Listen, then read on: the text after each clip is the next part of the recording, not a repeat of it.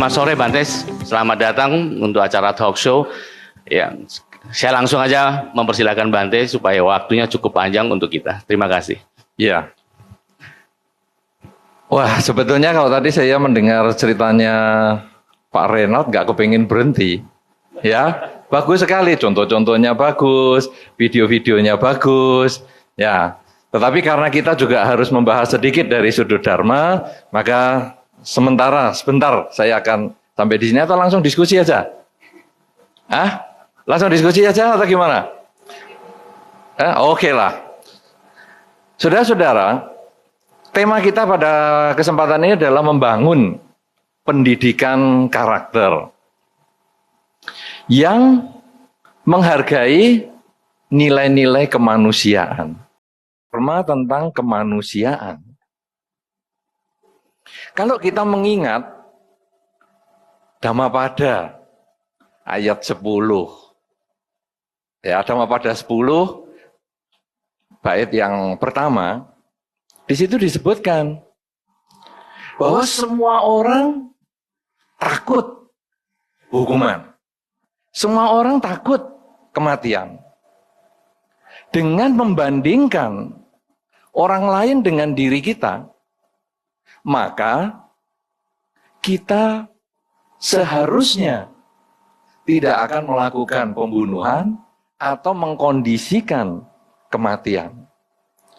Nah, ini sebetulnya menjadi dasar kemanusiaan di dalam Dharma, bahwa orang lain sama dengan diri kita.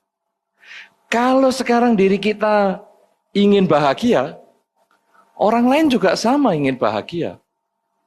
Kalau diri kita tidak ingin disakiti, orang lain juga sama tidak ingin disakiti. Nah, inilah yang menjadi dasar kemanusiaan. Inilah yang menjadi dasar pembentukan karakter kita. Karena kadang-kadang kan kita tadi juga berpikir, bagaimana ya? Kadang-kadang seperti tadi yang disampaikan ya, misalnya pendidikannya tinggi, kuliahnya bagus, tapi kenapa kemasyarakatnya itu kok kurang?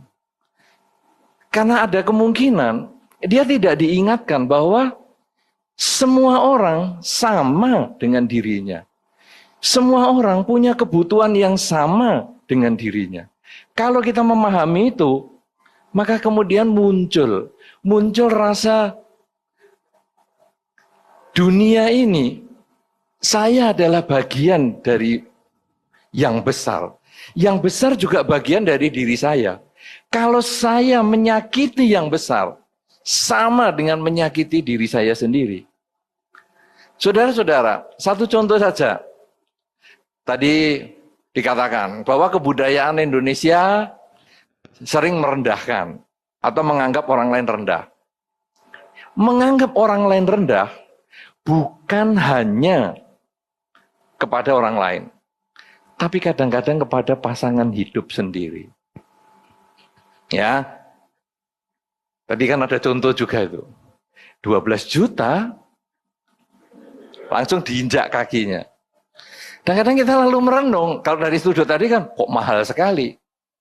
Tapi bisa juga itu bagian dari kamu nih ngapain bikin acara seperti gituan.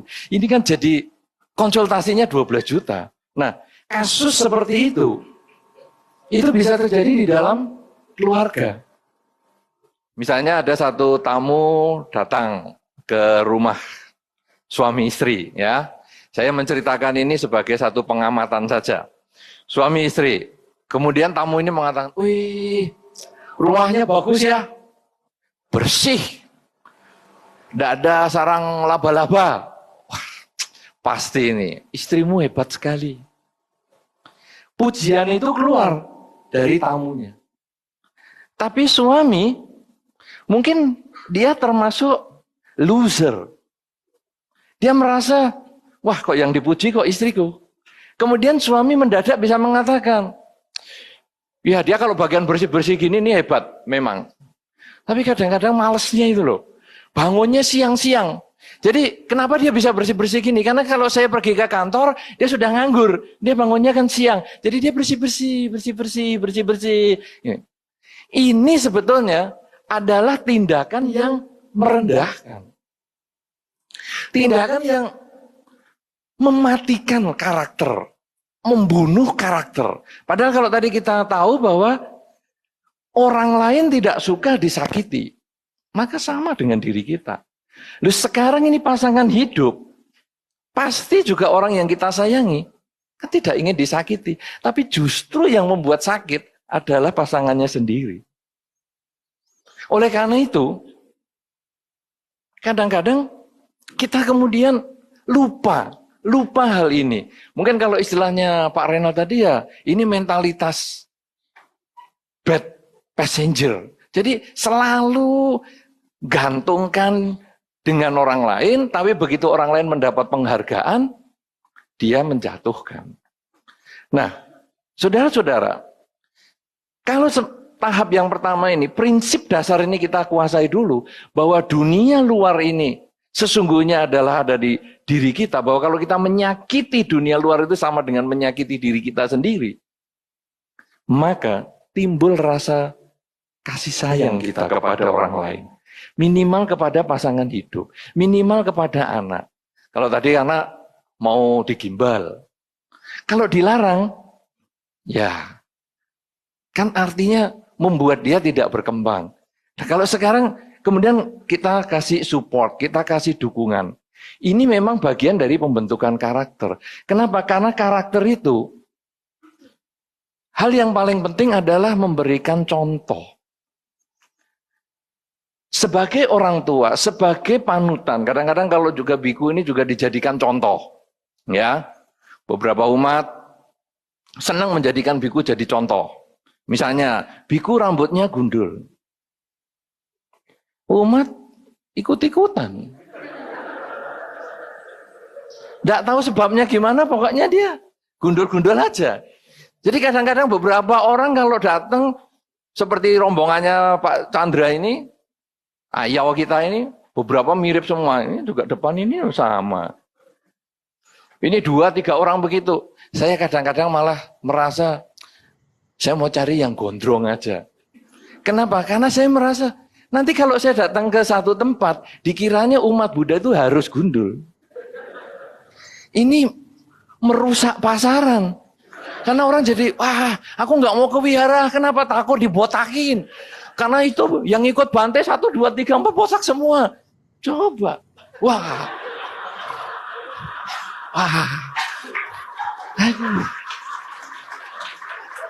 Wah, kadang saya ngajak yang gondrong sekalian. Jadi, agama Buddha boleh gondrong? Boleh. Nah, saudara-saudara, karena ini pola mengikut. Ini memang pembentukan karakter dasar. Karena itu kalau tadi misalnya di bedong. Kenapa anaknya di bedong? Karena dulu orang tua mereka ya begitu. Kenapa orang tua ini begitu? Ya karena nenek moyangnya begitu. Jadi ini di bedong ini sudah turun-temurun dan tidak ada bahasa Inggrisnya memang. Sehingga ya pusing juga mau menjelaskan.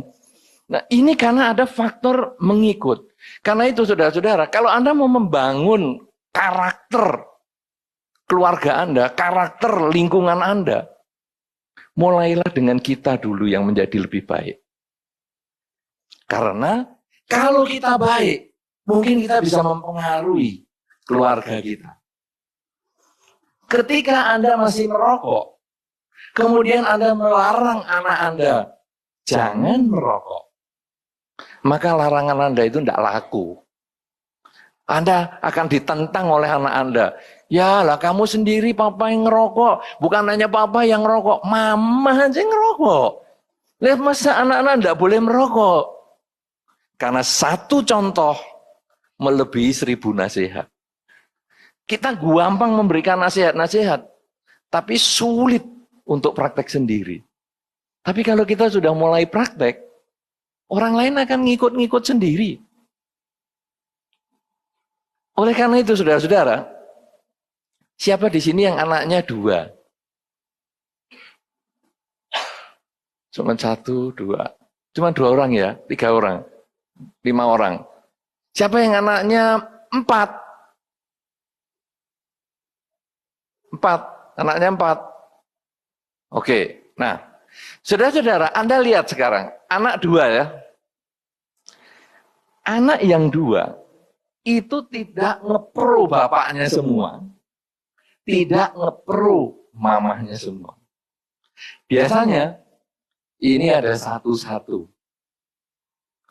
Satu ngepro bapaknya. Karena apa? Karena dia merasa bapaknya ini panutan yang bagus. Contoh yang baik, maka dia ngikut. Yang satu ngepro mamahnya. Kenapa? Karena dia merasa ini mamahnya ini yang paling cocok, yang paling sesuai dengan harapannya. Nah yang repot tadi yang saya tanyakan kalau anaknya 3. Anak 3 bingung yang ketiga ini. Ikut siapa ya? Mama atau papa? Oke, ikut papa.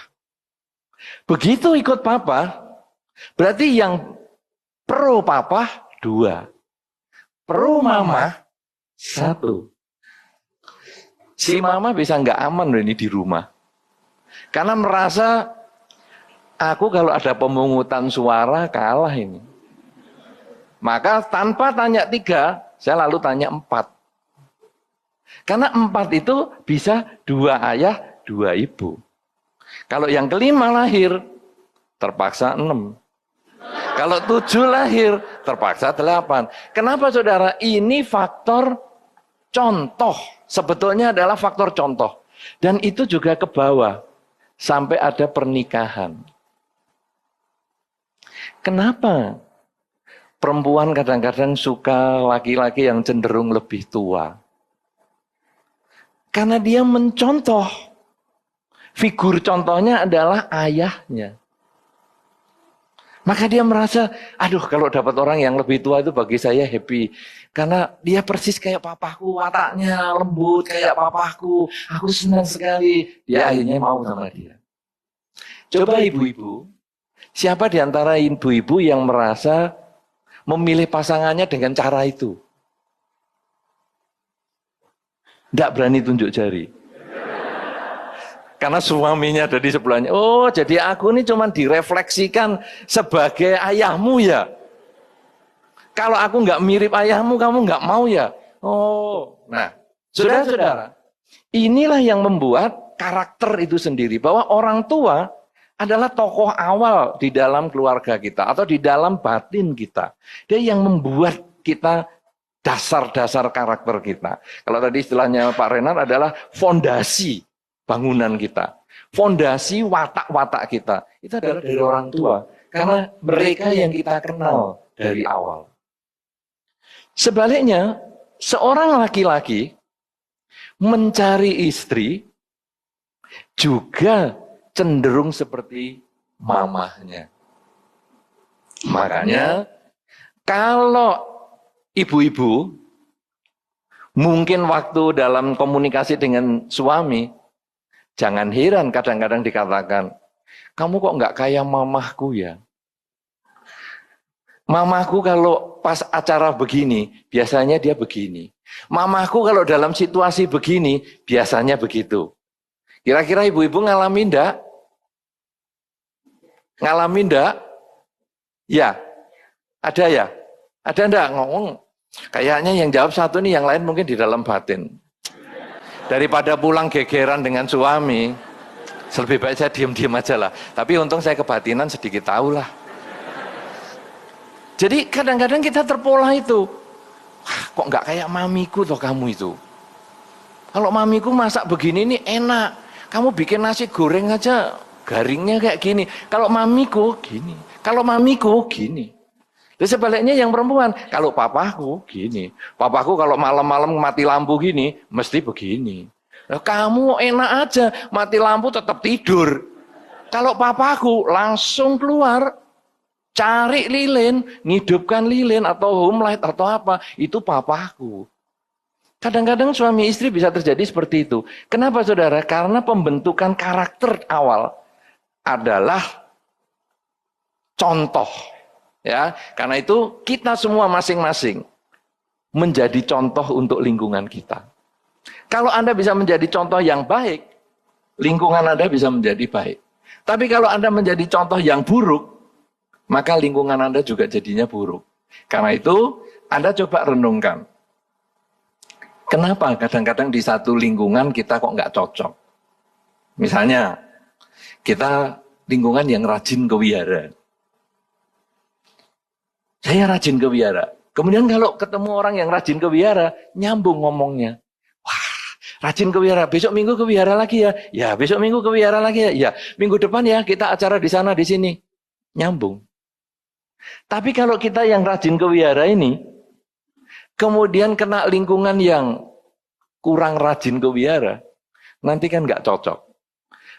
Mau kemana minggu depan? Kita jawab, mau ke wihara. Ke wihara, oh sok suci nih kamu. Sok-sokan, apa buktinya kamu ke wihara terus juga nggak ada manfaatnya untuk kamu. Ya, kamu kan sudah dengar kata-katanya Bante Joti kan? Tidak perlu susah-susah untuk dapat seneng. Sudah seneng-seneng aja. Ke wihara susah-susah, enggak perlu. Seneng-seneng saja. Saudara-saudara, kalau sudah seperti itu kita merasa enggak cocok. Kenapa? Ini sudah bukan pola pikir kita.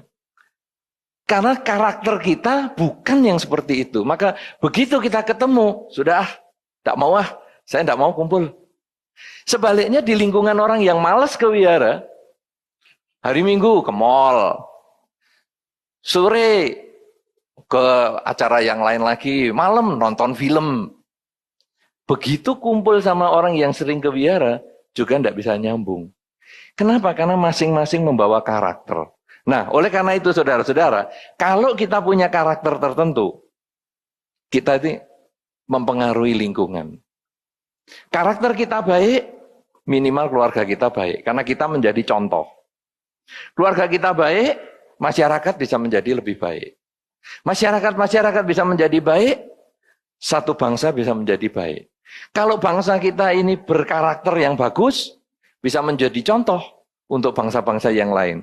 Dunia pun punya karakter yang bagus. Nah, saudara, kalau sekarang kemudian kita lalu merenung tadi, bahwa seperti orang lain, aku tidak ingin disakiti, maka orang lain pun tidak boleh disakiti. Aku tidak ingin dihina, maka aku juga tidak boleh menghina orang lain. Aku ingin bahagia, maka orang lain juga bahagia seperti itu. Sekarang bagaimana kita kembangkan di dalam Dharma? Apa yang perlu kita lakukan dalam pembangunan atau pendidikan karakter di dalam Dhamma? Saudara-saudara, ada beberapa unsur yang kita bisa kembangkan untuk pendidikan karakter di dalam Dhamma. Yang pertama, kita mengembangkan unsur kejujuran. Pengembangan karakter ini butuh kejujuran. Dimulai dari anak. Kadang-kadang kan kita kalau di wihara tadi Bante Joti menyebutkan, wah semua sudah diajari untuk jujur, menjalankan kemoralan ya, jujur. Tapi kenapa di masyarakat kok prakteknya kurang? Karena kadang jujur di masyarakat itu dapat musuh. Contoh, anak-anak, siapa ini yang ngabisin makan ya? Papa belum makan, adik-adik belum makan. Siapa ini? Kok sudah habis makanan? Ayo jujur. Sudah diajarkan kan di wihara harus jujur? Saya mah, saya yang ngabisin. Oh kamu ya? Kamu ini makan nggak kira-kira, nggak memperhatikan gini. Dikiranya kamu ini nggak dikasih makan lagi ya? Sudah panjang sekali. Kemudian kata-kata balasan anaknya hanya mengatakan sedikit. Tapi mah, tapi apa? Kamu pokoknya sudah ngabiskan. Ini kamu nggak tahu diri ya, bapakmu belum makan gini. Tapi aku lapar bisa ditahan dan seterusnya sampai panjang sekali. Akhirnya anak ini belajar jujur penderitaan, jujur diomelin. Lebih baik aku nggak mau jujur. Sehingga akhirnya siapa nih yang ngabisin makan? Nggak tahu. Kucing apa manusia? Kucing. Siapa yang membuat loser? Siapa yang membuat passenger bad passenger? Keluarga. Keluarga yang mendidik yang seperti itu. Suami istri, hari ini adalah hari peringatan perkawinan yang ke-15. Coba, kamu sudah 15 tahun kumpul bersama, kamu ngomonglah jelekku apa. Nanti aku perbaiki. Kan kita harus terbuka toh, 15 tahun kumpul. Kamu itu ya, tidak mau keluar dari zona kenyamanan. Dari rumah ke kantor jalannya itu terus seperti yang disampaikan Pak Renald tadi. Itu terus. Langsung. Kamu ya, kalau mau kritik, kamu yang nyetir coba. Nanti kan kamu ya ketemu gitu juga. Jalannya itu aja. Loh tadi katanya suruh ngeritik. Suruh jujur, karena ini peringatan 15 tahun perkawinan, baru makan yang enak, pasang lilin, lampunya dimatikan semua, lalu ngejak geger. Karena kita tidak siap jujur. Kita pada dasarnya tidak siap jujur. Saudara, bagaimana sekarang kalau kita mau jujur? Kalau kita menantang orang lain jujur, kita harus mampu mengendalikan diri. Karena dia jujur, kita yang suruh. Jangan dia jujur, hadiahnya diomelin. Nah, kamu kok sekarang jarang pulang, nak? Iya, ini aku pacaran. Sudah sampai di mana, nak, pacaranmu? Sudah sampai jadi 3. Hah? Kamu belum bisa? Nah, ini kejujuran jadi masalah lagi. Sekarang ketika dia mendengar sudah jadi 3, tadi kan perintahnya Pak Kasali kan begitu toh, Pak Renald tadi, bahwa boleh pacaran, tapi harus tanggung jawab, ya toh. Jadi kalau sudah jadi 3 ya harus tanggung jawab dong. Nah ini juga gitu, waktu mendengar pertama, emosi keluar.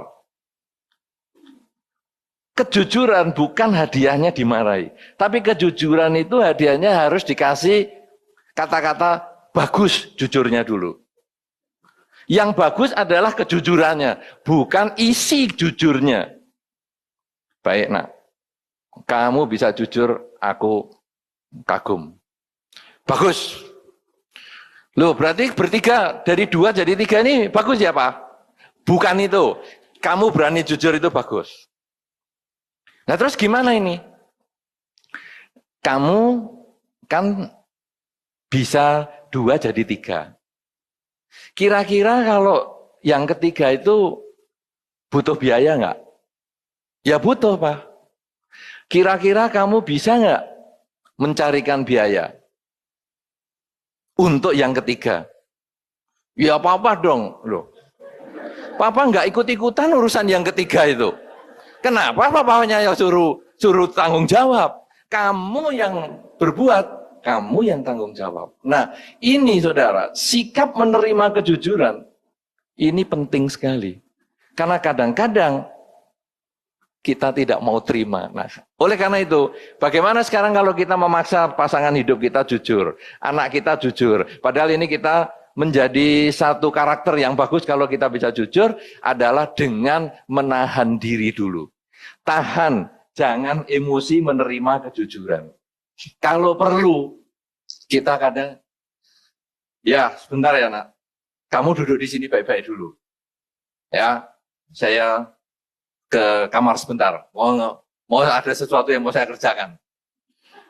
Di kamar mungkin bantal kita pukuli, guling kita tinju. Kenapa aku punya anak begini, turun siapa ini?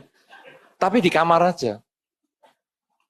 Sudah emosi puas, mungkin di kamar mandi kita cuci-cuci muka dulu, dah keluar. Baru kita bereaksi pada kejujuran itu. Kalau kita makin berkarakter, maka kejujuran itu sebetulnya ada waktunya.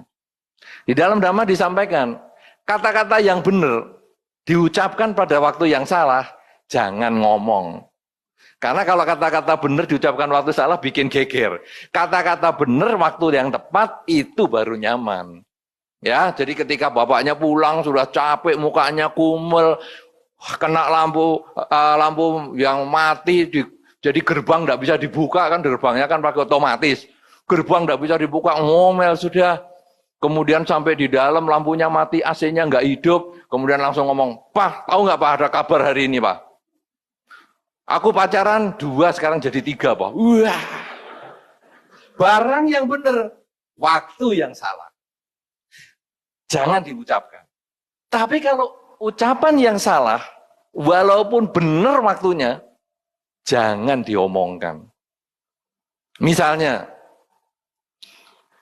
ketika satu anak, tadi kan ada bayi gelundung, ya, baru jalan gelundung. Kemudian kita ngomong, wih bagus sekali, lanjutkan. Wah kayaknya ini anak Anda bisa jadi atlet nih. Ya lanjutkan, gelundung terus. Bukan anak Anda loh itu. Anda ngomong sama ibunya seperti itu. Bagus, teruskan. Tempat yang batu-batu. Karena supaya anak itu tahu, lecet itu kayak apa. Jadi nanti dia lebih waspada di masa depan.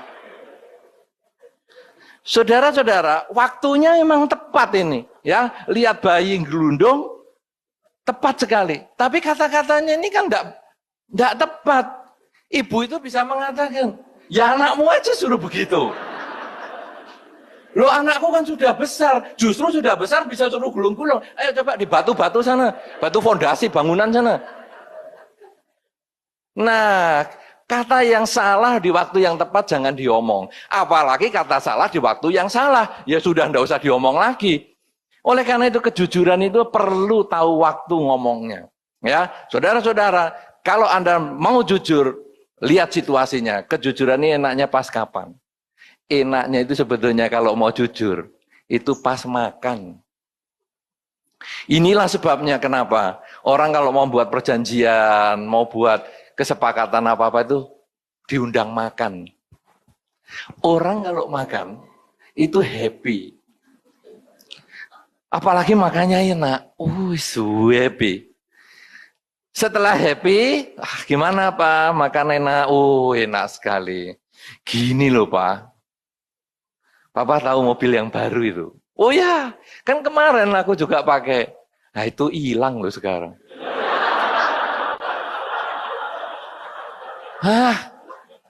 Hilang. Iya Pak, itu kemarin saya parkir di sana, di Vale, parkir Vale, nggak taunya kuncinya digandakan. Jadi hilang Pak. Marah dia. Tapi orang kalau baru makannya enak, marah itu enggak terlalu meledak dibandingkan kalau lapar. Anda boleh merenungkan, kita di dalam Dhamma ada pelaksanaan 8 sila. Salah satu silanya, yang ke-6, tidak makan setelah jam 12 siang. Sudah pernah praktek? Sudah? Anda merasa nggak kalau tidak makan setelah jam 12 siang itu kemudian emosinya lebih meningkat daripada biasanya? Merasa enggak? Kan Anda kadang-kadang, kok mesti ada goda ya? Aku kalau puasa setelah jam 12 siang ini kok mesti jadi ada goda? Kamu macam-macam. Kucing tetangga nyuri ayam goreng. Kemudian sana kaca jendela pecah. Kok mesti macam-macam? Padahal kalau kita sedang kenyang, kucing tetangga ngambil ayam. Bagus. Jangan cuma kucingnya yang datang. Itu bosmu yang cantik suruh sini sekalian. Enak. Kebetulan istri nggak di rumah, mungkin. Kan katanya Pak Renald begitu. Saya kan nggak pengalaman. Saya nggak pengalaman soalnya, jadi bagian ini saya nggak tahu, sungguhan nggak tahu Pak Renald. Saya baru tahu kalau ternyata ada perempuan itu bermasalah dengan perempuan lain. Jadi kalau laki-laki ngajak istri itu ada masalah dengan yang lain. Itu saya baru tahu hari ini. Jadi ini saya gunakan gitu. Jadi kucing mengambil nggak apa-apa. Ini kan kucing ini utusan. Nanti kucingnya saya tangkap, pasti bosnya nyari. Lah bosnya siapa? Itulah cewek sebelah, sini, makan bareng. Kenapa? Karena kita kenyang. Tapi kalau kita sedang lapar, keluar emosi seperti itu. Kucing walaupun yang punya cantik, tendang juga, siram air juga. Kalau perlu bosnya dimaki juga. Nggak bisa ya ngatur kucing. Kucing aja nggak bisa ngatur, apalagi punya suami. Pantes ya kamu ya, suamimu jalan kemana-mana. Loh, nggak ada hubungannya sama kucing. Tapi karena lapar, emosi keluar. Nah, saudara-saudara, itu Anda boleh rasakan. Orang lapar, emosi lebih gampang muncul. Tapi begitu kenyang, enak. Karena itu, kalau kita mau jujur dengan seseorang, carilah suasana yang nyaman. Ya, tidak lapar, tidak keringetan. Keringetan itu juga emosi. Baru gobias gini, aduh, mobil hilang loh. Hilang. Ya, tahu waktu untuk jujur. Selain jujur, ya, kita juga perlu penyesuaian diri. Seorang yang berkarakter adalah orang yang mampu menyesuaikan diri pada apa saja yang menghalangi. Nah, saudara-saudara, kalau kita membaca atau riwayat Pangeran Siddhartha menjadi Buddha, 6 tahun lamanya bermeditasi, meditasi. Kok enggak berhasil? Kemudian beliau menyesuaikan diri, mengubah sistemnya. Bahwa ternyata meditasi dengan sistem ini tidak membawa pencerahan. Tidak bisa mengatasi batin untuk tetap seimbang. Kemudian diubah sistemnya. Bisa. Keluar dari zona kenyamanan. Ini yang kadang sulit. Padahal kita di dalam Dhamma sudah diterangkan. Tidak kekal, tidak kekal, tidak kekal. Tapi kita sulit. Tidak kekal itu hanya untuk orang lain. Gimana ya mobilku hilang ini? Tidak kekal. Kemarin ada mobil toh. Sekarang tidak punya mobil, itulah tanda tidak kekal. Kamu harus mengerti, di dunia ini tidak kekal. Duh, rambutku rontok semua. Tidak kekal. Kamu kemarin kan jelas tuh ya, kalau bayi berambut, kemudian lama-lama rontok, kan akhirnya lepas juga, kan tidak kekal. Duh, pasangan hidupku kok amblas ikut orang lain. Tidak kekal. Biasa, patah 1, tumbuh 7. Normal itu, biar pasangan hidupmu pergi, kamu cari yang lebih bagus. Ya, pasangan hidupmu, untung kamu pasangan hidupmu pergi sekarang. Umur kamu baru 40, pasangan hidupmu pergi, untung sekali. Kamu masih punya 40 tahun lagi dengan pasangan hidup yang lain. Kalau perlu pasangan hidup orang lain, apa-apaan nih, sesat ini bagian ini. Tapi kata-kata itu tadi gampang sekali saudara untuk orang lain. Tapi coba kalau dirinya sendiri.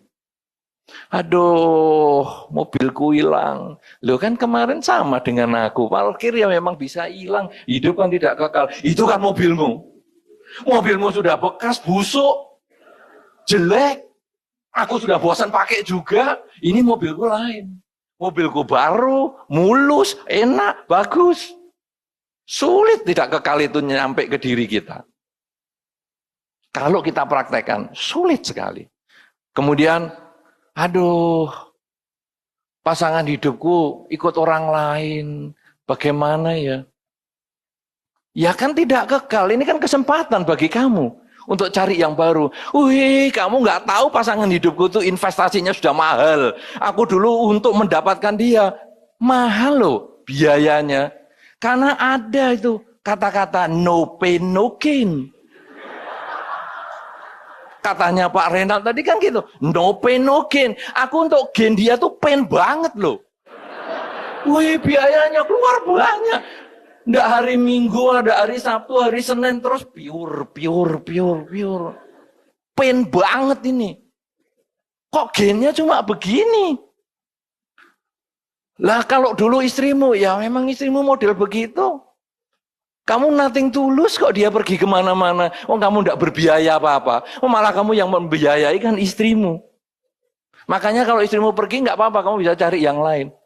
Saudara-saudara, tidak kekal menjadi sulit untuk kita. Nah, sekarang di dalam Dhamma, bagaimana kita untuk membuat kita ini gampang menyesuaikan diri? Latihan kerelaan. Kalau di dalam istilah yang tadi disebutkan Bante Joti tadi berdana, kerelaan. Kerelaan berdana, kadang Anda hanya tahu berdana materi. Ini dana materi, pokoknya kalau sudah lagu dana paramita, langsung semua pegang dompetnya. Dana paramita, pegang dompet sambil toleh-toleh. Kapan ya kotak dananya liwat? Sudah mulai. Ya, masuk, isi, keluar kosong. Anak kos, masuk kosong, keluar isi. Ya kan kantongnya kan dalam. Nggak ketahuan. Jangan jadi ide ya. Jangan dilakukan. Nanti ini sesat juga ini jadinya. Nah, saudara-saudara, Anda berdana materi itu sebetulnya adalah dana awal. Artinya apa? Ketika kita berdana, kita memperhatikan pihak lain. Karena seperti yang tadi juga Pak Renat sampaikan di dalam video pengalamannya beliau di Pulau Buru, kan di sana hanya ngomong, tolong bantu kami, tolong bantu kami. Tapi kan bukan digerojok dengan materi, tapi gerojoknya sapi atau pengetahuan untuk mengembangkan ya usaha peternakannya itu. Itu sebetulnya adalah dana dalam arti memperhatikan pihak lain. Nah, saudara-saudara, kalau ini kita kembangkan secara lebih maksimal, maka dana bukan materi ini sebetulnya hanya awal. Dana yang lebih tinggi adalah justru yang bukan materi. Maka cocok sekali kalau tadi Pak Rena di Aceh misalnya, kemudian duduk diam, kemudian mendanakan sembayang atau doa, mendoakan supaya semua makhluk yang berada di situ memperoleh kebahagiaan. Itu sebetulnya adalah kerelaan juga. Ya, jadi level yang lebih tinggi. Tidak harus berupa materi. Perhatian seperti itu. Nah, sekarang apa hubungannya dengan yang mobil hilang ini tadi? Ketika orang kemudian melihat, mobil kok hilang. Satu orang yang sudah terbiasa berdana, maka dia akan menganggap, ini dana sempurna. Dana sempurna yang luar biasa. Karena saya yang berdana, dia yang menerima, tidak saling mengenal, tidak saling melihat, tidak saling mengetahui. Ini sangat sempurna. Kalau mobil ini saya kasihkan seseorang, satu ketika orang itu jual, saya pasti sakit hati. Loh, mobil yang aku berikan kok kamu jual? Kamu tidak menghargai nilai-nilai historis ya? Tapi kalau sekarang yang memberi dan yang menerima tidak saling kenal. Ini dana sempurna. Kalau bisa begitu saudara, hari ini mobil kita hilang, besok kita pasang mobil yang baru. Besok lagi pasang mobil yang baru. Itu namanya orang bodoh baik hati. Karena kalau hari ini hilang ya dipelajari kenapa bisa hilang. Oh, kuncinya digandakan. Kalau gitu sekarang kunci yang mobil kita gandakan juga 3 kali. Jadi ada kunci pintu, ada kunci kontak, ada kunci setir, ada kunci gas-gasan, ada kunci rem, ada kunci macam-macam, kunci roda, sehingga orang mau ngambil itu sampai bosan. Sudahlah sebelahnya aja dah. Daripada bongkar kunci ini ketahuan orangnya. Ini kan karena kita belajar dari kesalahan. Tapi kita menerima itu sebagai kenyataan bahwa saya memang sudah salah. Saya tidak nyalahkan siapapun juga. Saya bukan watak loser. Saya tidak mau mencari alasan. Gara-gara saya kesini maka saya mobilnya hilang. Tidak. Tapi sekarang saya mencari sebabnya. Kenapa saya bisa hilang? Berarti nanti lain kesempatan. Saya tidak mengkondisikan untuk hilang. Ini kita namanya belajar. Dan ini adalah karakter. Karakter ketika kita sudah melakukan sesuatu, kita harus punya tanggung jawab. Bahwa saya berbuat, maka saya yang bertanggung jawab. Karena mobil ini yang saya pakai, maka hilang adalah tanggung jawab saya. Nah, pasangan hidup pergi. Kemudian kita tidak mengatakan, ya kebetulan pergi. Oke lah, itu untuk yang pertama mengatakan gitu. Tapi kemudian kita merenungkan, kenapa pasangan hidupku pergi? Mungkin ada kesalahan di dalam diri saya yang harus saya perbaiki. Ya, kalau pertama kan kita hanya ngomong, ya sudahlah, anggap berdana aja. Ini dana sempurna ini. Orang yang dicintai diberikan kepada yang lain. Itu termasuk dana loh saudara. Function. Pasangan hidup di-function. Dibebaskan. Ya, dilepaskan. Jadi, kemana nih istrimu? Sudah saya function, Bante. Dah lari sama orang lain sana. Jadi gimana sih kamu sekarang? Ya cari baru, Bante. Terus kalau nanti bosan lagi, ya function lagi, Bante. Saya kan tukang function. Ikan 1000 aja saya function semua. Apalagi istri 7, function semua. Bukan begitu, saudara. Kalau kita penyesuaian diri, ini adalah kita kemudian melihat. Kalau ada kesulitan, maka saya harus berusaha memperbaiki. Supaya kesulitan yang sudah saya alami, jangan terulang di masa depan. Sebaliknya kalau ada kebahagiaan, maka kemudian kita juga belajar supaya kita bisa mengulangi kebahagiaan itu di masa depan. Ini yang disebut dengan kemampuan untuk menyesuaikan diri. Yang baik kita tingkatkan, yang buruk kemudian kita perbaiki. Ya, sudah ada kerelaan, kemudian ada penyesuaian diri. Yang ketiga, kesabaran. Karakter yang baik adalah punya kesabaran. Tadi juga Pak Renat sudah membuka dengan, wah, orang sembahyangnya tekun. Kenapa ya? Kok kesabarannya kurang? Emosinya gampang meledak. Kalau sembahyang kok enggak? Iya, karena kalau sembahyang itu, kapan datangnya yang disembayangi, apa yang diminta terkabul atau tidak, itu kan bisa diproses panjang. Tapi kalau kita berkomunikasi dengan seseorang, kan langsung bisa diminta. Ya kalau kita sembahyang, oh saya kepingin punya keturunan, saya pengen punya anak. Padahal belum punya pacar. Bagaimana ini? Mau lompatan seperti itu. Tapi karena namanya sembahyang, nanti kan kalau memang yang akan dituruti kan segera punya pacar. Jadi dia tidak langsung minta punya pacar, dia langsung minta keturunan, minta anak, minta anak, minta anak. Sampai meninggal tidak punya anak, oh ya paling nanti lahir lagi baru punya anak. Itu yang membuat doa itu jadi lebih sabar. Karena kita tidak tahu kapan dikabulkannya. Tapi kalau ngelamar anaknya orang, itu kan jelas. Bapak, kita sekeluarga hari ini kita datang untuk melamar anak Bapak. Ya, sambil dituntun tadi, ya, kalau Pak Renat menyampaikan dituntun, anak lakinya dituntun, ya, mamahnya nuntun, kemudian datang ke rumah besannya, ini kita mau melamar anak ibu atau anak bapak. Bagaimana? Sebentar ya, kita tunggu 2 bulan lagi. Oke, 2 bulan lagi datang lagi, ngelamar lagi, tunggu ya. 5 bulan lagi. Oke, 5 bulan lagi, ngelamar lagi. Tunggu ya setahun, 2 tahun, 3 tahun. Lama-lama kan dilempari batu rumah itu. Kenapa? Karena jelas, ini enggak ada komitmen. Tapi kalau doa tadi menjadi lebih sabar. Karena waktunya tidak ada yang tahu. Tapi kalau berhubungan dengan seseorang, ini membutuhkan pengertian. Karena itu saudara, kesabaran ini muncul dari mana? Muncul dari yang pertama atau yang kedua tadi sebelumnya, yaitu penyesuaian diri. Orang yang jujur, kemudian tahu waktu, sebetulnya dia juga sudah sabar. Ini belum waktunya ngomong, ini sebetulnya sudah sabar. Bisa menyesuaikan diri, ini juga kesabaran.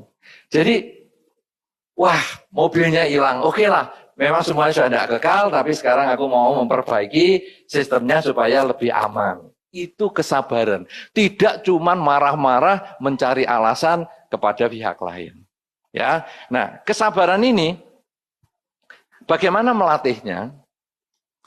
Sebetulnya salah satunya adalah dengan mengembangkan kesadaran kekinian hidup saat ini. Saudara-saudara, Anda yang hadir di sini, Anda semua hadir di sini, badan Anda di sini, semuanya lengkap di sini, tapi kira-kira pikiran Anda di mana ya? Apakah pikiran Anda juga di sini? Pikiran Anda kemana? Keliling-keliling, piknik, ya, ke masa lalu atau ke masa depan. Duh, kenapa nggak selesai-selesai acara ini? Aku sudah mau nonton. Ke masa depan. Aduh, kenapa aku sampai ke sini? Aduh, anakku ini memang menjebak aku. Aku sebetulnya pengen jalan-jalan, tapi akhirnya sampai sini. Itu masa lampau. Kita itu selalu pikirannya dibawa ke masa lampau atau masa yang akan datang. Lupa bahwa hidup ini adalah saat ini. Masa lalu pernah hidup, tapi sudah tidak hidup. Anda yang jam 1 siang tadi, Anda pernah hidup, tapi Anda tidak bisa kembali ke jam 1 siang. Anda yang nanti jam 8 malam, Anda akan hidup, tapi belum tentu hidup. Saya tidak nakut-nakuti, tapi Anda belum tentu hidup pada jam 8 malam nanti. Tapi pikirannya kita sudah nyampe ke situ. Hidup adalah saat ini. Kalau Anda bisa berpikir bahwa sadar saat ini saya sedang apa, maka kesabaran itu muncul.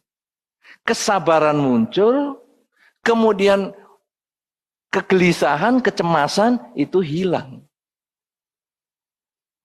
Saudara-saudara, bagaimana supaya kita bisa sadar setiap saat? Kuncinya adalah sering mengatakan, saat ini saya sedang apa? Saat ini saya sedang duduk. Saat ini saya sedang berbicara. Saat ini saya sedang mendengar. Saat ini saya sedang berjalan. Saat ini saya sedang bekerja. Selalu hidup pada kekinian, kesabaran meningkat. Tapi masa lalu bukan kita tolak. Tadi pada waktu kesabaran kita sudah tahu bahwa masa lalu itu kita jadikan pelajaran. Supaya kita tingkatkan pada saat ini. Masa depan kita jadikan tujuan untuk kita capai dengan tindakan nyata saat ini. Tadi Pak Renat sudah juga memberikan pertanyaan. Siapa yang tidak punya paspor, tapi pengen keluar negeri? Itu kan berarti berpikir masa depan tapi tidak menindakkan sesuatu pada saat ini. Nah kalau sudah begitu bagaimana masa depan jadi baik? Kemudian kita hanya berdoa supaya masa depan lebih baik, masa depan lebih baik. Tapi tidak ada sesuatu yang dikerjakan. Dengan demikian saudara, kalau kita mau sabar, kuncinya adalah selalu sadar setiap saat. Saat ini saya sedang apa? Kemarahan Anda selalu berbicara tentang masa lalu. Dulu saya sudah ngomong ya, jangan mengulang seperti ini. Dulu, kenyataan kan sekarang diulang.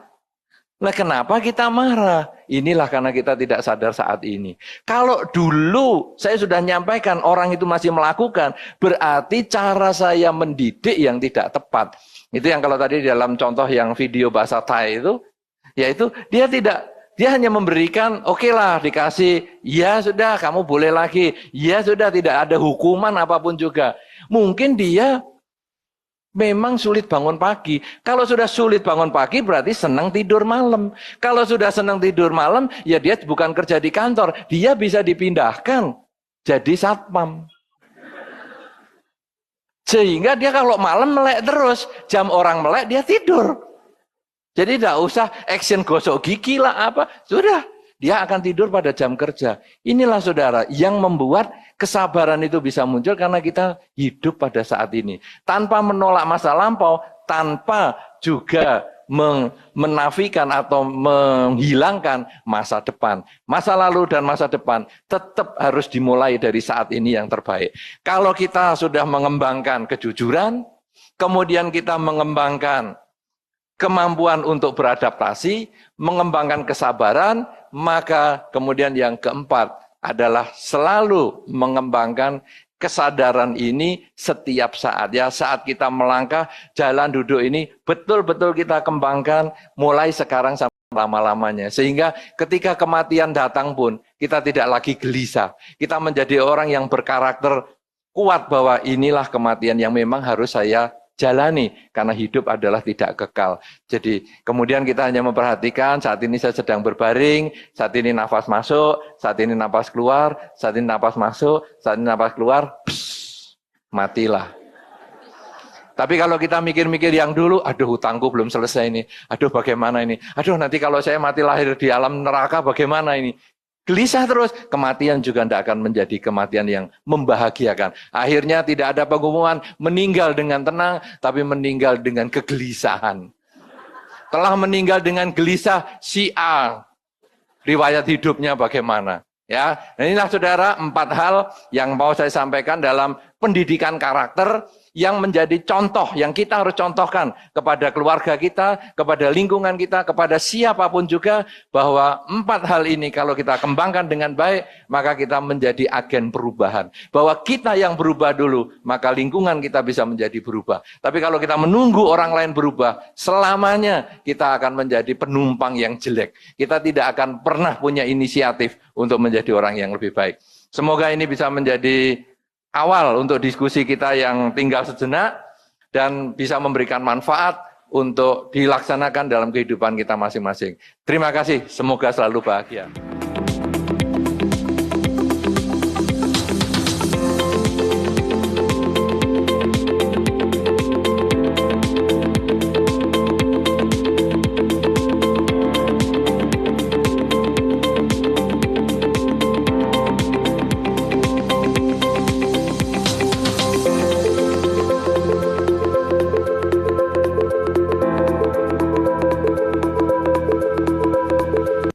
Pengalaman saya di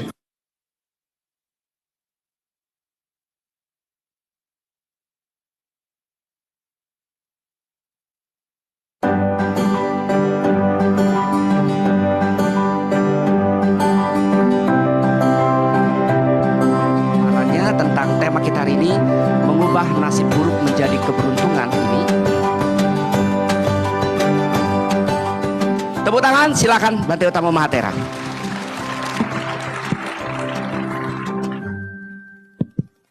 Terima kasih Pak Bonijan yang ceritanya cukup menggebu-gebu, yang tentunya memang luar biasa ya. Beliau ini sudah menjadi moderator untuk acara saya, lebih dari berapa ratus kali.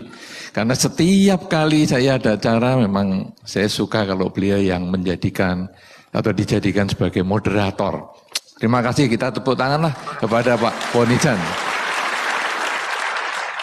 Saudara-saudara, acara hari ini sangat menarik karena kita dikenalkan dengan salah satu pusat agama Buddha di Indonesia yang mungkin cukup jauh dari Anda, yaitu Halong. Anda mungkin bingung, Halong ini di mana? Halong B itu apa? Halong B itu Vietnam. Oh ya, oh ya, wah saya bagian BB begitu agak tell me. Karena kalau saya ke B kan ya pakai jubah terus kan kurang nyaman. Jadi saya tell me, memang saya menghindari. Nah, saudara-saudara, kadang Halong Anda berpikir di mana ya? Itu ada di Kalimantan Selatan. Anda kalau naik pesawat mendaratnya di Banjarmasin, tidak bisa di Halong. Ya, Halong itu masih jauh dari Kalimantan. 5 jam ya sekarang? 5 sampai 6 jam dari Banjarmasin. Saudara-saudara, Anda merasa aduh jauh sekali ya. Halong, ngapain kita datang untuk lihat Halong?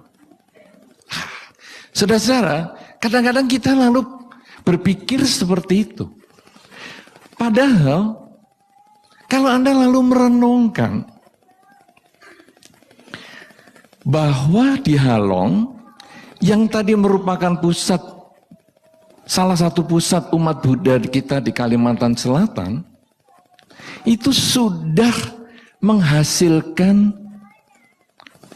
banyak manfaat untuk Anda semua, bahkan yang tinggal di Jakarta maupun di Pulau Jawa ini. Karena di sana menjadi salah satu pusat pendidikan umat Buddha. Di dalam Dharma disampaikan bahwa ada orang-orang yang sulit diperoleh di dalam kehidupan ini. Orang yang sulit diperoleh yang pertama adalah orang yang mengetahui jasanya orang lain dan ingin membalas jasa. Jadi mengingat jasanya orang dan mau membalas jasa itu termasuk sulit. Anak kepada orang tua saja kadang-kadang sulit membalas jasa. Saya sudah mendengar beberapa keluhan orang tua, Bante, anak saya ini sulit sekali dikasih tahu, Bante. Untuk membantu orang tua saja nggak mau. Kita sudah mengatakan, nak, kita ini orang tua sulit, nak, kita kerja sulit. Kamu bantu-bantulah kerja supaya ya kan kamu kan juga makan dari hasilnya orang tua kerja. Apa jawab anaknya?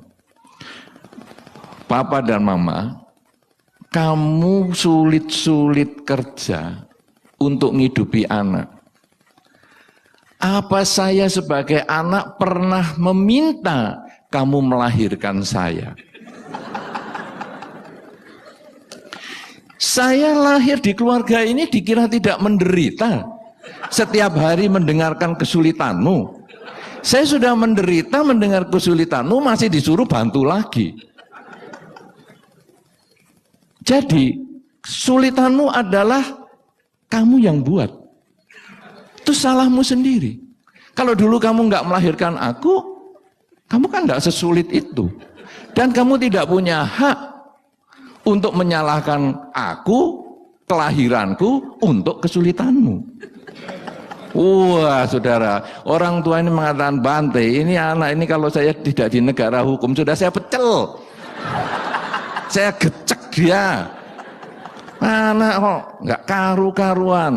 Kenapa saudara? Karena orang ini, anak ini tidak memahami bahwa dia hidup dan terlahir sebagai manusia itu sudah jasa kebajikan orang tua. Yang kita perlu membalas kebajikannya dengan membantu orang tua, dengan merawat orang tua, dengan membuat orang tua tidak pusing dengan keberadaan kita, membuat orang tua berbahagia karena kedatangan kita ataupun karena keberadaan kita di dalam keluarga.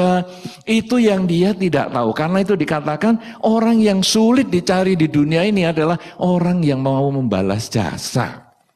Oleh karena itu, di dalam banyak kesempatan dalam 1 tahun, kita dikenalkan waktu-waktu untuk membalas jasa. Misalnya saja, kalau sekarang tahun baru, Imlek. Ya, saya ingat ini soalnya Pak Po pakai baju naga. Ada naganya memang itu. Naganya di baju, giginya kok di atas. No, silakan. Jalan dari sana ke ujung sini, kemudian berputar-putar. Ada giginya. Ya, kemudian giginya mau menggigit bola di depannya itu. Tapi itu logo apa? Logo IPSA ya. Oh, itu mau digigit sama naga. Tapi nggak kena. Karena dari tadi saya ketemu Pak Po sampai di situ jaraknya tetap sama. Nah, saudara-saudara, dalam rangka Imlek, kadang-kadang ada sembayang. Sembayang nanti tanggal 9, Imlek tanggal 9. Ini sudah belum? Sudah ya tadi malam ya? Ada sembayang secara tradisi, apa namanya? Ya, sembayang terima kasih kepada Tuhan Yang Maha Esa. Ya. Nah, sambil menyambut dewa-dewa sudah turun. Mengucapkan terima kasih karena dewa-dewa sudah ngomong yang baik kepada penguasa dunia. Nah, ini secara tradisi kita dikenalkan tentang terima kasih. menghargai jasa dan kesulitan orang lain untuk membahagiakan kita. Kemudian nanti berjalan beberapa hari kemudian, ini kan Februari. Datanglah 14 Februari. Hari apa itu? Hari makan coklat. Ya. Loh, Anda pakai enggak itu hari makan coklat itu? Enggak. Ya umur Anda sudah 60. Bagi yang masih belasan tahun, penting itu. Iya kan? Jadi mengingat, aduh, kamu loh sepanjang tahun ini sudah menemani aku makan bersama, nonton bareng, ngafe di sana. Iya, 14 Februari kita makan coklat bersama. Itu 14 Februari. Maju lagi, ketemu 5 April. Nah, yang dikasih coklat tanggal 14, 5 April ikut diajak ke pemakaman. Ikut diajak, bukan dicengbengi. Anda jangan berpikir negatif.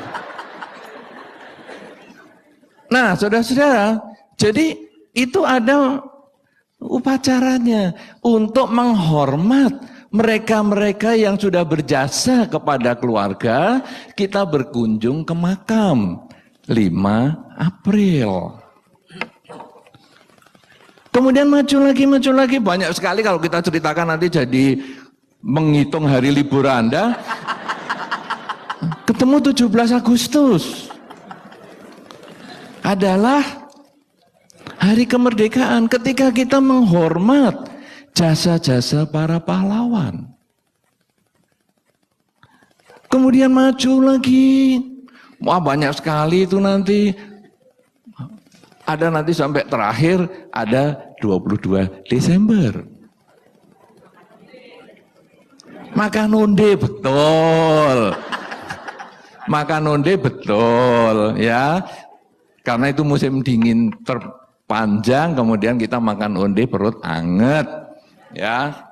Tapi juga ada di Indonesia yang disebut Hari Ibu. Yaitu kita menghormat ibu kita. Jadi saudara-saudara, kalau kita mau melihat, ini banyak sekali rangkaian-rangkaian hari-hari raya di dalam 1 tahun, itu intinya adalah bagaimana kita seseorang itu diajarkan untuk mengenal jasa orang lain dan berusaha kita membalas jasanya, berusaha mengenang jasanya. Nah, itu adalah kesulitan yang pertama. Apakah Anda adalah termasuk orang yang langka, yaitu ketika Anda mengenal jasa-jasa orang halong yang sudah membina Anda dan Anda berusaha membalas dengan cara, aku memang sulit ke halong, belum, walaupun diundang oleh Bante Cita Nando, beliau mengundang tadi Bante Cita Nando itu, tetapi beliau tidak menjanjikan tiket. Beliau hanya menjanjikan tempat. Silakan Anda datang, kita sudah menyediakan tempat. Tempat kita camping bisa. Tiket itu yang mahal.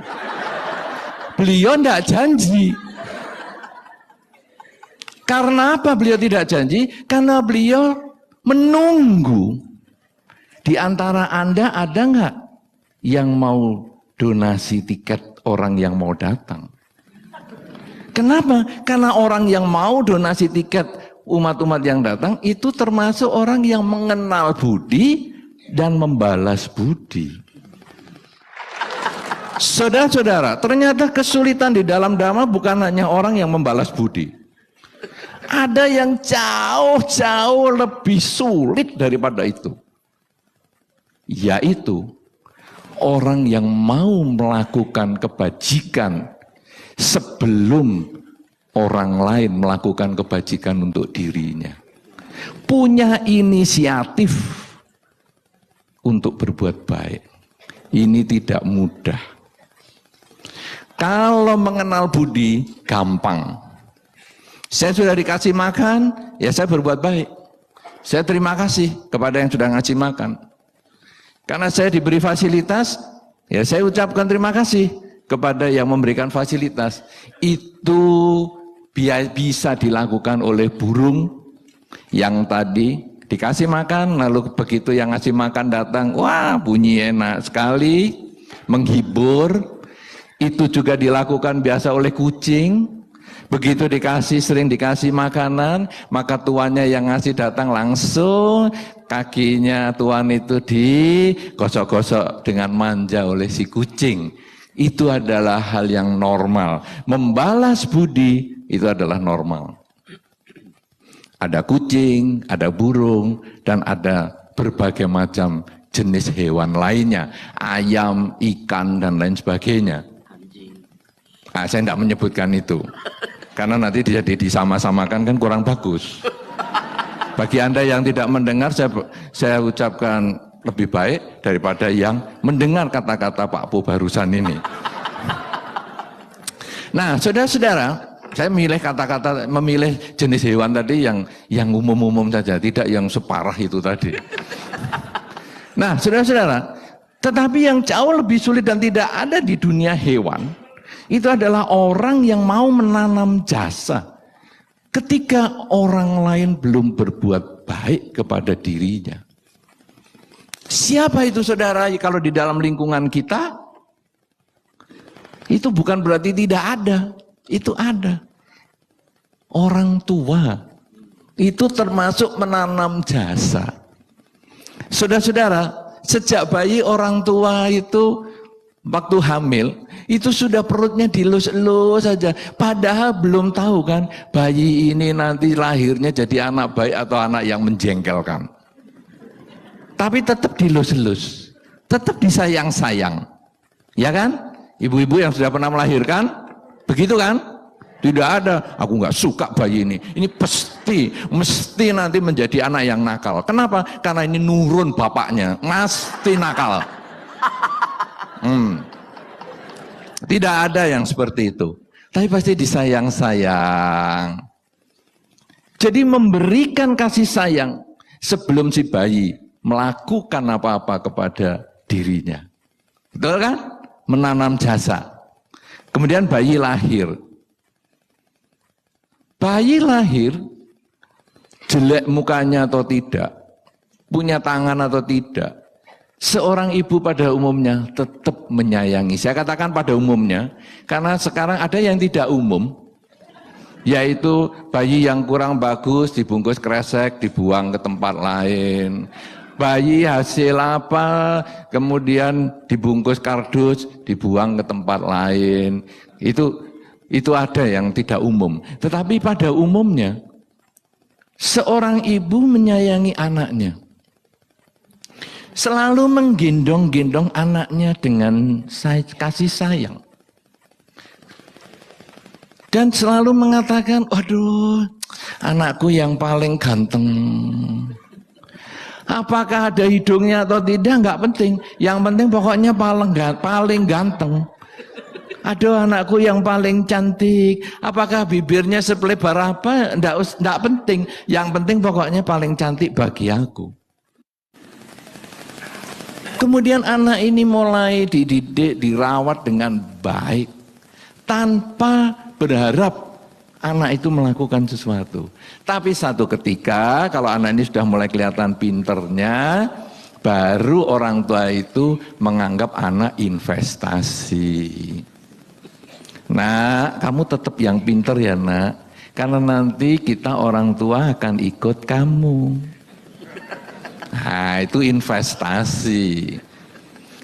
Tanaman kebajikan yang tadi sebelumnya itu tidak punya motivasi apa-apa, endingnya dijadikan beban untuk anak. Langsung anak, loh, aku lahir kamu besarkan, sekarang kamu bebani. Nah ini anak kalau nggak tipe yang pertama berat, tapi kalau yang tipe pertama, iya saya akan tetap balas jasa. Nggak usah ngomong gitu papa mama, saya tetap akan berbuat baik untuk kamu.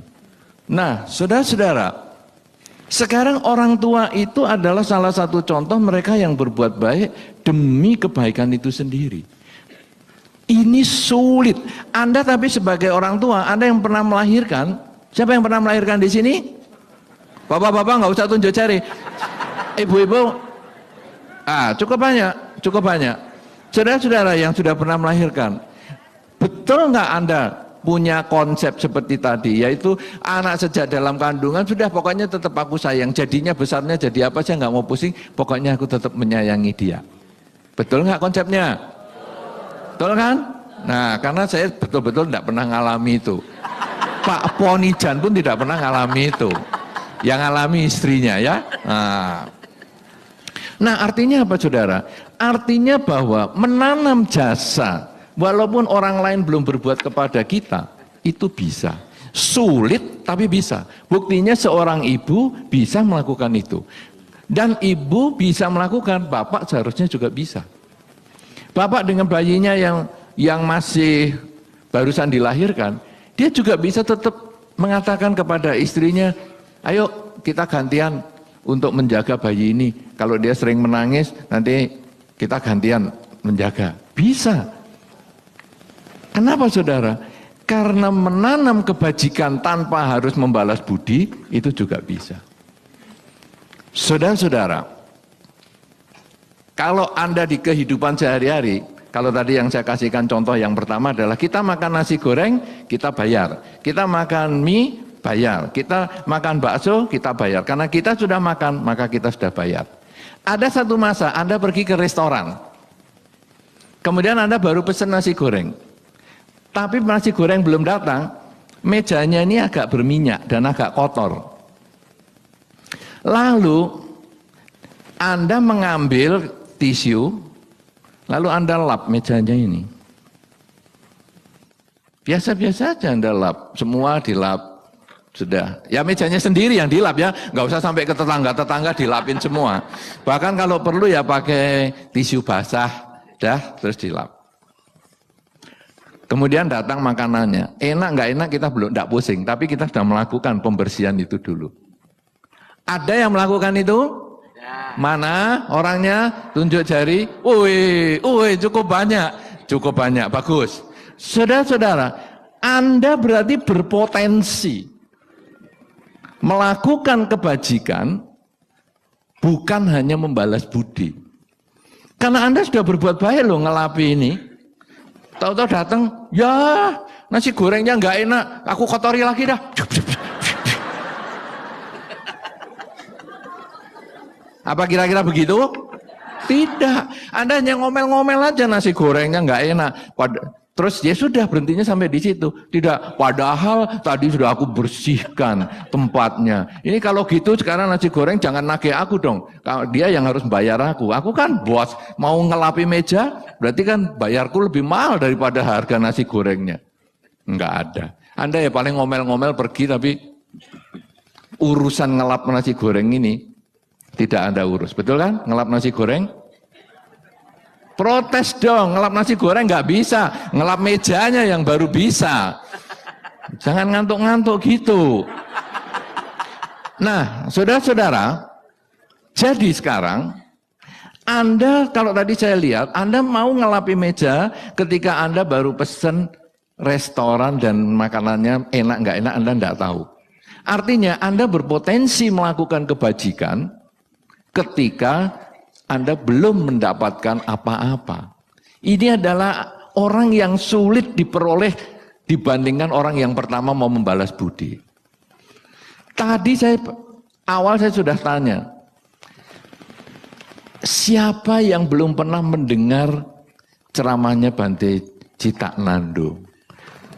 Ada beberapa orang ya sudah menunjuk jari. Saya juga mendengar ataupun saya juga mau tahu siapa yang belum pernah mendengar ceramahnya Bante Santa Mano.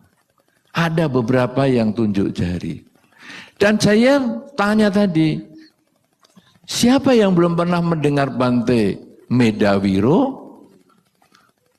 Ternyata malah ada yang belum kenal dengan Bante Medawiro. Wow, ini luar biasa banget. Padahal beliau ini di sekitar Jakarta toh? Hah? Di sekitar Jakarta toh? Kenapa jarang dikenal? Apa perlu saya minta menggantikan saya ceramah atau gimana nih? Supaya Anda kenal semua. Ya nanti saya suruh tanya jawabnya biar beliau aja lah yang jawab. Nah saudara-saudara, kalaupun Anda belum mengenal tokoh-tokoh dari Halong, Anda belum mengenal produk-produk Dhammaratana, tapi Anda kalau masih punya niat untuk berbuat baik demi kesuksesan pembangunan wihara Dhammaratana, maka Anda termasuk orang sulit kedua yang sulit sekali untuk diperoleh di dalam kehidupan sehari-hari menurut Dharma. Kalau demikian saudara-saudara, kalau Anda baik yang sudah mengenal maupun yang belum mengenal para biku, samanera, kemudian para atasilani, para guru-guru agama dan lain sebagainya, guru biasa yang berasal dari Halong, walaupun Anda belum mengenal, tapi Anda tetap mau berbuat baik untuk melancarkan pembangunan wihara Dhammaratana atau renovasi pembangunan wihara Dhammaratana ini, maka Anda adalah termasuk orang-orang yang luar biasa. Apakah Anda termasuk orang luar biasa atau Anda biasa-biasa atau termasuk orang yang tidak perlu masuk di hitungan? Anda mau pilih yang mana? Anda mau berbuat baik? Siapa kira-kira yang mau berbuat baik untuk wihara Dhammaratana pada siang hari ini? Semua mau? Terima kasih, tepuk tangan untuk Anda. Wah. Nah saudara-saudara, kalau sekarang Anda berbuat baik, salah satunya adalah di tempat pembangunan wihara, maka perbuatan baik Anda itu nilainya tinggi sekali. Karena di dalam Dhamma dikatakan bahwa dari semua kebajikan, berdana dharma adalah merupakan kebajikan yang tertinggi.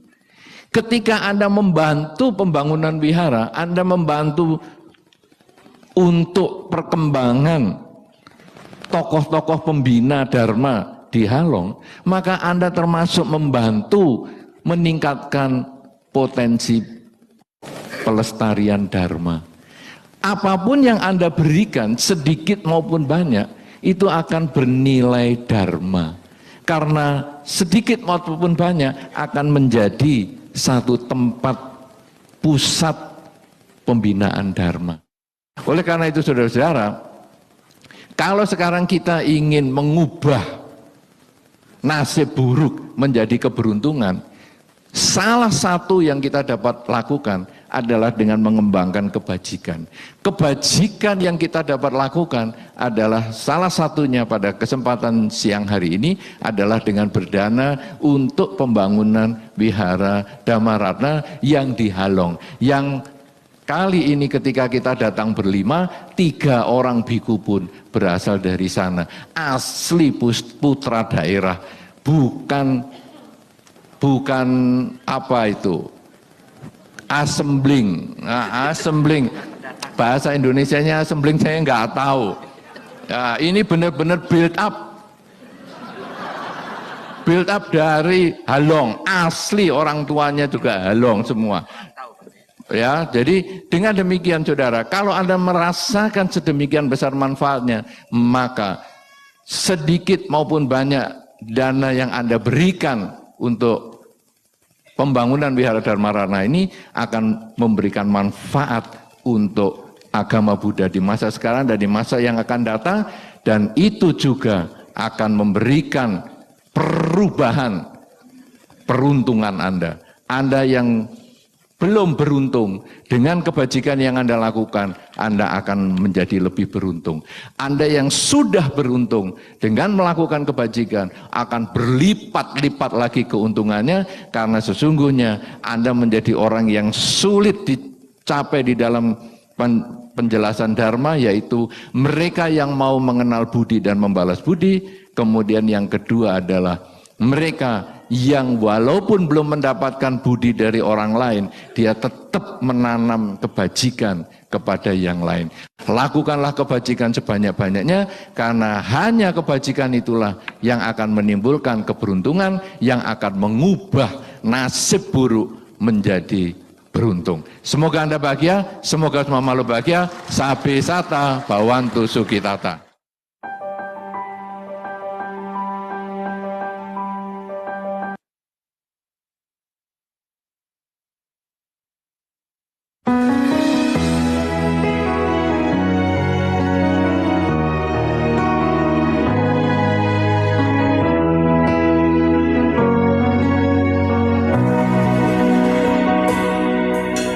Lihat mentari kini telah tenggelam, bertanda satu hari telah berlalu.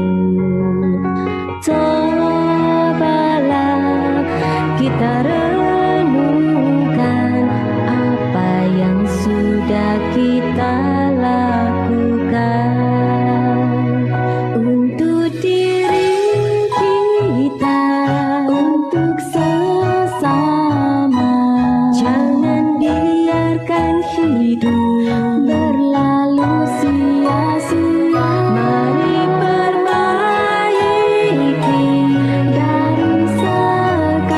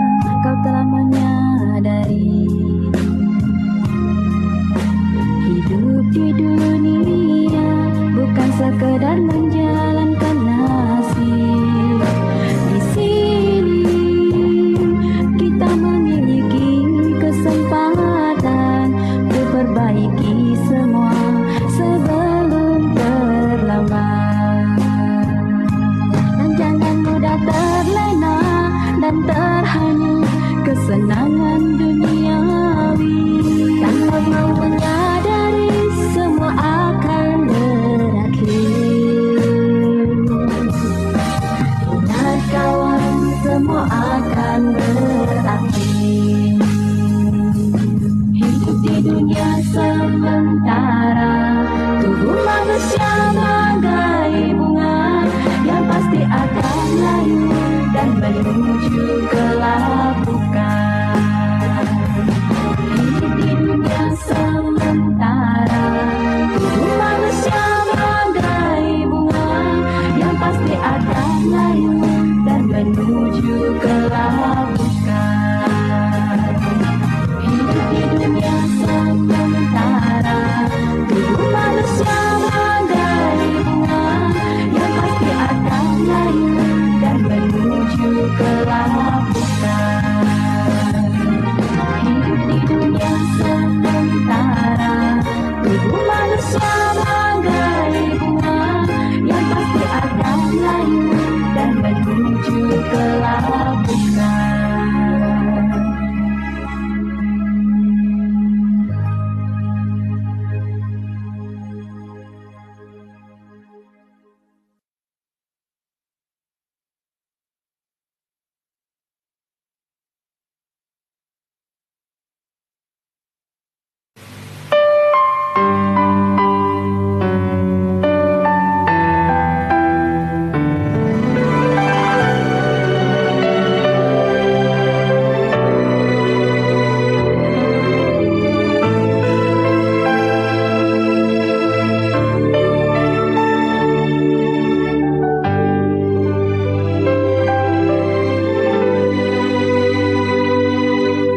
Saat hening dan sunyi, ku bersujud di hadapanmu yang suci,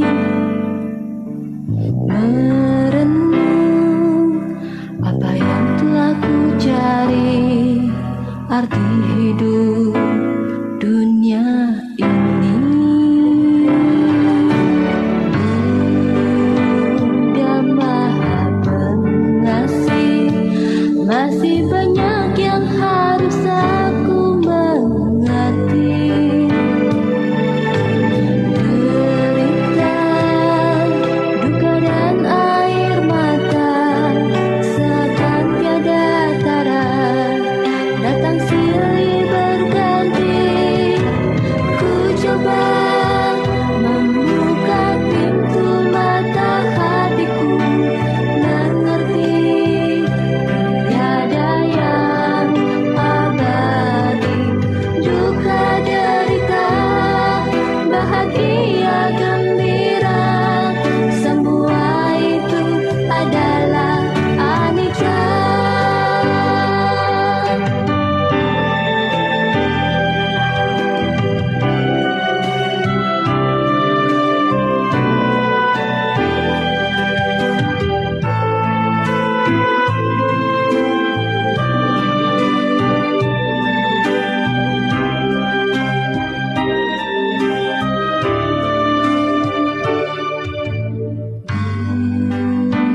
Bunda Maha Pengasih, masih banyak yang harus aku mengerti. Derita, duka dan air mata seakan tiada tara, datang silih berganti. Ku coba membuka pintu mata hatiku, mengerti tiada yang abadi. Duka derita, bahagia gembira, semua itu adalah anicca. Ku coba membuka pintu mata hatiku, mengerti tiada yang abadi. Duka derita, bahagia gembira, semua itu adalah anicca.